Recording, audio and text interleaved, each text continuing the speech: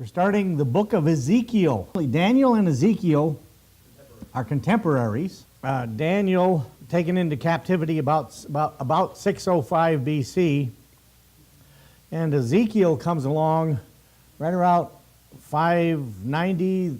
Well, my Bible says 595 BC, thereabouts. Starting the book of Ezekiel, chapter 1, and we, again, book of prophecy. And there are all sorts of prophecies. The whole book is pretty much divided up into prophecies, and they go kind of down the line. And we find Ezekiel on our timelines here. He's down right underneath Daniel. He's also contemporary with Jeremiah. And now, the Bible doesn't really say. Now, we do know that Daniel had read some of Jeremiah's letters, because that was mentioned. But we don't know if, and it's very likely that all three, Jeremiah, Daniel, and Ezekiel, possibly knew each other. It's possible. We don't know positively for sure, but it's possible, because they were all same time. Jeremiah came on the scene before the captivity, before 605 BC in this battle of Carchemish, which Nebuchadnezzar won, and that's sort of when the captivity started, thereabouts. And we know, barely anything about Ezekiel, except, what we learn here in the first 3 verses. There's very little there. Of course, the name Ezekiel means God strengtheneth or God hardeneth. God strengthens or hardens. And we know he was the son of Buzai, however you want to pronounce it. B-U-Z-I, let's see, Buzzy? Or, well, if you go by the English pronunciations, the U should be long, so it would be Buzai.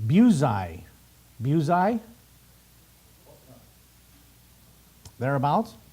Anyway. And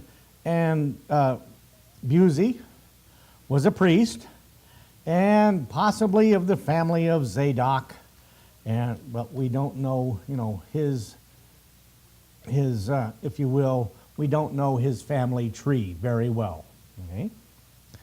And he was one of those who went into exile with Jehoiakim, or Jehoiachin. And we've got down here in the kind of the little brighter pink, we've got Jehoiakim down there. As one of the kings of Israel. He was king of Israel at the start of the captivity. Okay. And then we have Jehoiachin in there, who just a very short little tiny space in there, Jehoiachin. Apparently was captured during this time, and he was probably a higher class, okay, being a priest, and his other fellow exiles, okay, in chapter 8, accorded him, honor, if you will, because they knew that he was a man of God. And the chief, if you will, the scene of his ministry was Tel Abib. It was in northern Mesopotamia on the river Chebar. And it was about about 200 miles or so north of Baghdad in Babylon. In the Babylon, so it was up north, and they had a settlement of exiles, the captives, the Jewish captives. They had a settlement up there. Okay? They weren't. Remember, Nebuchadnezzar was took all of these Jews into captivity, whole over 10,000, something like that, Jews into captivity, of the best and brightest, and he was one of them. Okay? But and he was probably born near Jerusalem or in Jerusalem, and he probably lived there many years before he was carried into exile. Right? So Nebuchadnezzar wanted to turn all these Jewish people, no matter what age, into he wanted them to assimilate and become wonderful little Babylonians. Okay? That's what they did with Daniel and the other four, Daniel and his companions. Okay? Turn them into nice Babylonians and a lot of conquering. See, Alexander did it. The Romans did it.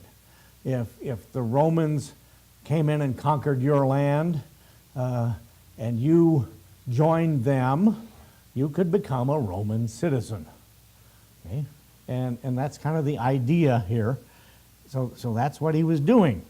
And so he's, and of course in verse 1, now it came to pass in the 30th year, in the 4th month, in the 5th day of the month, as I was among the captives by the river of Chebar, that the heavens were opened and I saw visions of God. So we've got this 30th year, okay? And this is probably how old he, in his 30th year, he would have been 30 years old. Okay? That's kind of the 30th year, and as I was among the captives. So this 30th year is closely connected to as I was. Okay? And so the legal the Jewish legal age for anything, entering into an office was 30 years old. John the Baptist was 30 years old. Jesus was 30 years old when he started his ministry. Okay? And he may have been about 14 years old when Josiah died. Okay? We find Josiah. Josiah is up. He's up in the middle section here. Josiah. So let's see. It says, what's that? 590. Oh, I can't read the little number right there at the beginning of Ezekiel's. My magnifying glasses can't see. Huh? 593. So 30 years.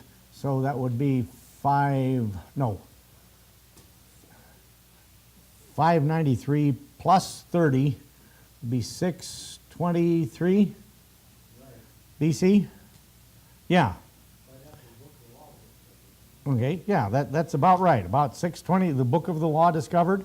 Right around in there would have been, probably when Ezekiel was born, thereabouts. And again, they were wanting to assimilate them. They put them in communities. Remember when the Jews were in Egypt, they had their own. Remember, Goshen was their area that they lived in when the Jews were in captivity in Egypt before Moses brought them out. Well, same thing here. Okay?